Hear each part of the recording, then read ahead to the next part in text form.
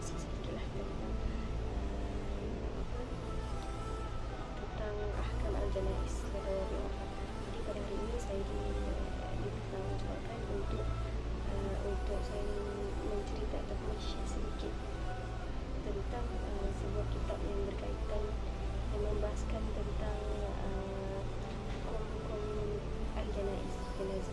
Jadi antara isi kandungan yang saya akan kongsikan pada hari ini ialah berkaitan dengan persediaan bagi mereka yang sedang menghadapi nazak, ataupun apa yang kita perlu buat sebagai yang hidup untuk membantu mereka untuk memudahkan proses tersebut. Jadi kita ni sebagai orang Islam, disunatkan kita ni untuk sentiasa untuk mengerti kepada kematian dari segi dia, sama ada mengerti pada perkataan kita ataupun di hati kita.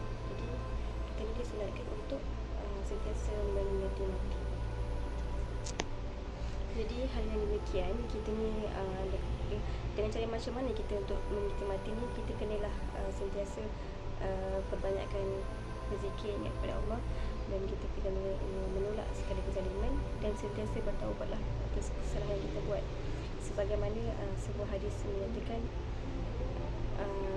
mengatakan sebutlah selalu pemusnah kesenangan, iaitu kematian. Seterusnya, bagaimana pula kita ni persediaan kita untuk membantu orang yang nazak. Jadi disunatkan okay, pertamanya ialah haram hukum seorang janda yang kematian suaminya ataupun bercerai dalam tempoh iddah tu menziarahi walaupun orang tu tengah nazak, sakit tenat. Tak boleh, sama ada dia saudara jauh ke, dia saudara dekat ke, dia kawan baik kita ke, tak boleh, diharamkan. Melainkan dia orang kafir zimmi yang mana kita ni berhak melindungi mereka, dan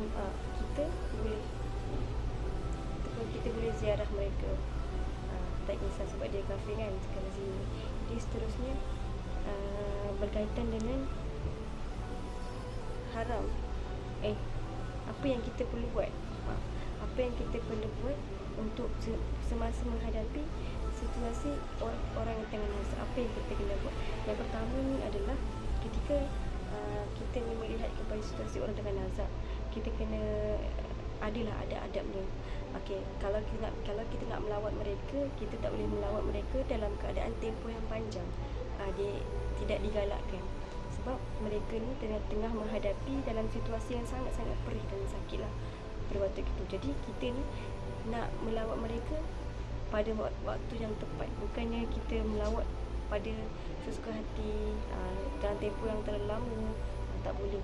Dan kita juga disunatkan untuk berdoa untuk kesembuhan mereka. Seterusnya dan makruh ke atas orang yang sedang nazak ni untuk dia mengeluh. Contoh kan, matikanlah aku, tak boleh macam tu lah. Tidak, itu dimakruhkan, kerana itu diharamkan orang tu meminta untuk dipercepatkan kematiannya. Tak boleh, dilarang, Allah tak bagi buat macam tu lah. Jadi kalaulah kita boleh ajar orang tu untuk berdoa kepada Allah dengan cara ya Allah, hidupkanlah aku jika hidup itu baik untuk aku, dan matikanlah aku jika kematian itu adalah baik untuk aku. Jadi cara doanya macam tu. Janganlah minta ya Allah cepatlah matikan aku, ya Allah. Tak boleh macam tu lah, dimakruhkan, haram, tak boleh. Jadi kalau berharap kepada kematian tu kena takut difitnah dunia, itu tidaklah makruh.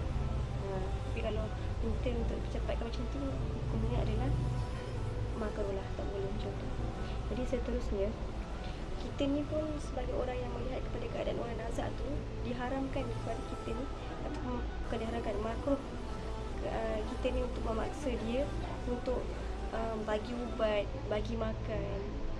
Sebab waktu tu mereka ni tengah menghadapi dalam situasi yang sangat-sangat perik, nazak, dan perkara itulah menyalahi sunnah, tak boleh. Seterusnya disunahkan juga kepada orang yang tengah nazak ni, kita iringkan di sebelah kanan. Jika tak mampu, kita boleh iringkan di sebelah kiri. Kalau tak mampu juga, kita boleh hadapkan kaki dan kepalanya tu, hadapkan mukanya tu ke arah kiblat. Itu sunnahnya. Macam tu. Dan kita ni mengajar mereka cara-cara untuk buat apa waktu tu. Dengan cara kita ni mengajarkan dia kalimah la ilaha illallah. Macam tu kita ajar la ilaha illallah kepada mereka. Dan kita ni juga dilarang untuk mendesak dia tu untuk menyebut perkataan tu. Sebab waktu tu mereka tak ingat apa-apa dah. Mereka memang dalam situasi yang sakit sangat. Jadi kita ni kalau boleh jangan kata baca, cakap tak boleh. Kita kena ajarkan mereka macam mana nak sebut kalimah la ilaha illallah. Mudah-mudahan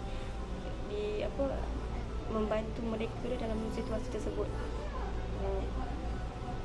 Jadi ada satu hadis ni, sabda ni adalah, barang siapa yang di akhir perkataannya dengan kalimah la ilaha illallah, masuklah dia dalam syurga. Jadi perkataan tu kita kena ajarlah kepada orang yang sedang nazak. Kita tak bolehlah nak desak mereka tu untuk sebut tak boleh. Sebaiknya kita ni sebut kat dia, kat telinganya, sebut la ilaha illallah, la ilaha illallah Muhammadur Rasulullah. Macam tu lah. Untuk kita ni memudahkan proses kematian mereka. Bukanlah membantu mereka dalam keadaan mereka yang tengah parit itu. Dan seterusnya, kita ni disunatkanlah untuk membaca surah Yasin ni kepada mereka. Ada juga disunatkan minta kita untuk baca surah Al-A'raf tu. Berkata sebagaimana hadis daripada sabdanya, berkata Jabir, sesungguhnya dengan itu memudahkan ke atas orang nazak rohnya keluar. Dan maksudnya bila kita baca surah Yasin ataupun surah Ar-Ra'd tu, memudahkanlah proses rohnya tu keluar daripada badan. Dan disunatkan untuk memberi air yang sejuk kepada orang yang nazak, kerana masa nazak tu dia terlalu haus dan menghadapi sakaratul maut yang sangat sakit. Maka dikhawatiri diganggu oleh syaitan, seperti mana yang dikatakan sesungguhnya didatangkan air yang segar kepadanya dan dia berkata, tiada Tuhan selain aku sehingga aku memberi kamu air. Jadi nak elakkan macam tu, kita ni lah disunatkan untuk memberi air kepada orang yang nazak tu. Macam tu lah. Wallahu a'lam bishawab. Ini apa yang saya faham lah daripada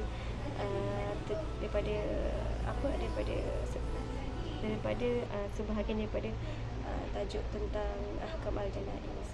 Jadi apa yang baik itu datang daripada Allah SWT, dan perkara yang buruk itu datang pada kelemahan diri saya sendiri. Wassalamualaikum warahmatullahi wabarakatuh.